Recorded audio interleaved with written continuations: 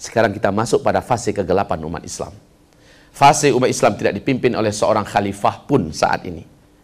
Ini disebut oleh Rasulullah dengan mulkan jabarian, fase penguasa-penguasa yang diktator.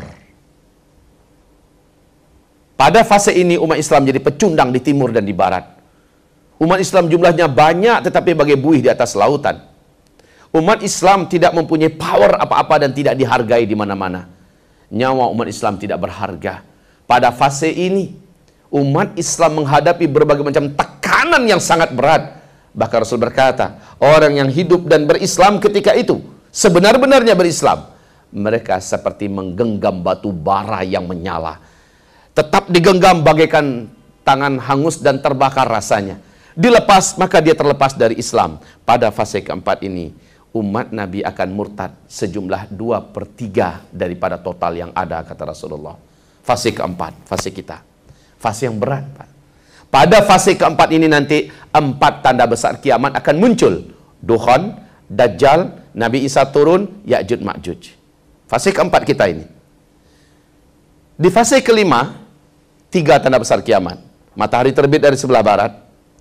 Keluarnya binatang raksasa dari dalam perut bumi sebanyak 3 kali di tempat yang berbeda.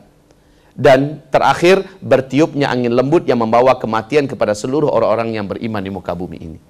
7 tanda besar kiamat akan disaksikan oleh umat Nabi. Nah, fase keempat yang kita jalani sekarang ini, sekarang sedang ada di ujung-ujungnya, Pak.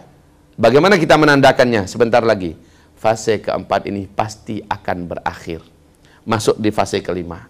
Pada fase kelima, enggak lama. Bumi ini aman, seaman-amannya, kata Rasulullah. Bumi sudah kembali dipimpin oleh khilafah Islamiyah. Fase kelima Nabi menyebutkan khilafah ala minhajin nubuwah, kembali hadir kekhalifahan dengan konsep kenabian. Tapi tidak lama. Nabi mengatakan 7 tahun atau 8 tahun, paling lama 9 tahun fase kelima ini selesai. Masya Allah. Enggak pakai 100 tahun atau 1000 tahun. Enggak. Hanya 7, 8 atau 9 tahun fase kelima ini habis.